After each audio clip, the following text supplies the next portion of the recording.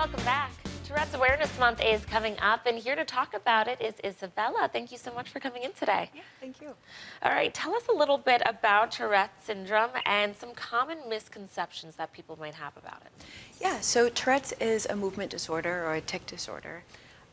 It usually comes in when kids are about 5 to 7. It gets worse during puberty, usually better during early adulthood, and some people grow out of it altogether.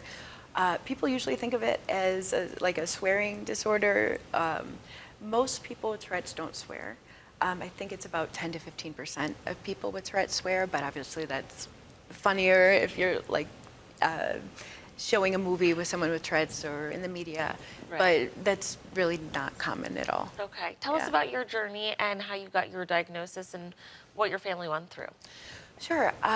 So no one else in my family has Tourette's, so it was not, it wasn't obvious what I was dealing with at the beginning. Which is interesting because you said it is a genetic. Yeah, Yeah. it's so typically it can run in families, but not mine. But I started getting tics when I was probably 5 or 6, and then I got diagnosed when I was 9. So there's a few years where we didn't really know what was going on. Went to a lot of different doctors, and eventually we found a neurologist that said, "I think you have Tourette's," Yeah. and I did. So I got connected with the Tourette's community a few years later, and was able to really find a lot of really great support through doctors and local resources. Yeah. Tell us how your advocacy for Tourette's started. Sure.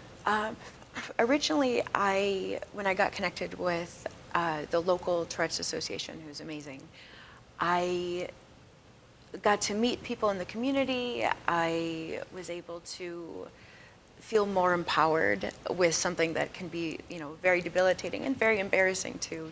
When you have Tourette's, it's very obvious that you have it a lot of the time. It's not all the time. It's not often quiet or subtle. Yeah. Especially when it's really coming into itself.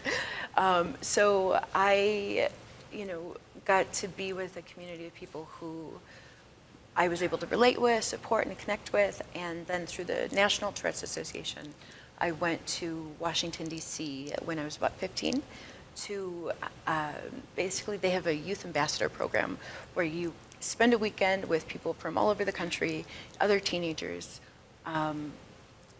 learning how to advocate, give presentations to classrooms for maybe other people with Tourette's to help them advocate, their peers understand.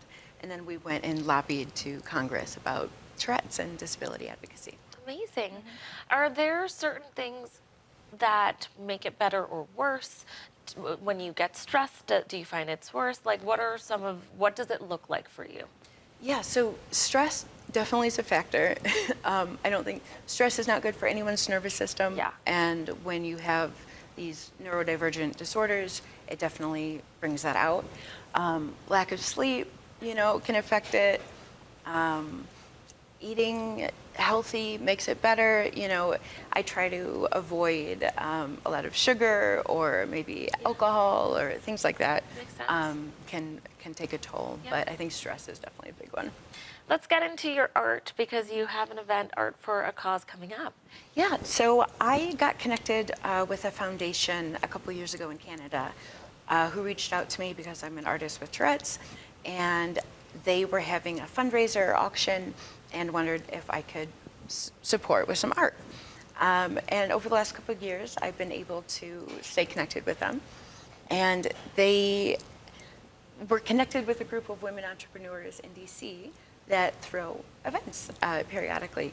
So they are doing one coming up to benefit the Ryan Lawrence Foundation in Canada. And basically, a group of women entrepreneurs came together, and they are putting on this really amazing event with art and DJ. There's going to be speeches from myself, another advocate with Tourette's, Balin Dupree, who is a TikTok star Yeah, and reality star now. and right? reality star Yeah. at the moment. Amazing. Okay, so the Art for a Cause is what you do, but this event is called what? And where can people learn more information about it? Yes, so this event is called Power for Purpose, and it's raising money basically for Tourette's and to help raise awareness, and it's very exciting. What does it mean for you to be part of an event like this? So I think for a long time I did a lot of advocacy. I came into myself, was working to try to feel empowered and help other people feel that way too. Mm-hmm. And in the last 10 years, I've taken a lot of, sorry, I'm just gonna grab water real That's quick. okay. I've taken a lot of time off from doing that. And so when Greg reached out, it reignited my advocacy and getting Yeah. back into the community. So that's been really meaningful for me. And basically, I'm just really excited to be a part of this with a really amazing group of women and being able to support a community that's always been there for me. Nice. Okay. Now I noticed that this is kind of your logo. Mm-hmm. You were inspired to draw a tick because that's what it's called when you have Tourette's, and it seems that's kind of you taking the power back. Yeah, so basically, it's a play on words. Ticks in this regard have nothing to do with Tourette's. Yeah. But yeah, a tick is a rapid or repetitive movement, can be vocal or physical, and those are what the symptoms of Tourette's are called. So I, years ago, painted this for a friend who had Tourette's, and I liked it so much, I thought this would be something really cool to do something with someday. Mm-hmm. So when Greg reached out to me, that was kind of the perfect time. Greg is the president of the Ryan Lauren Foundation. Nice. And so over the last couple of years, I've kind of been expanding and collaborating and doing different things that will hopefully grow this line and raise awareness. Yeah.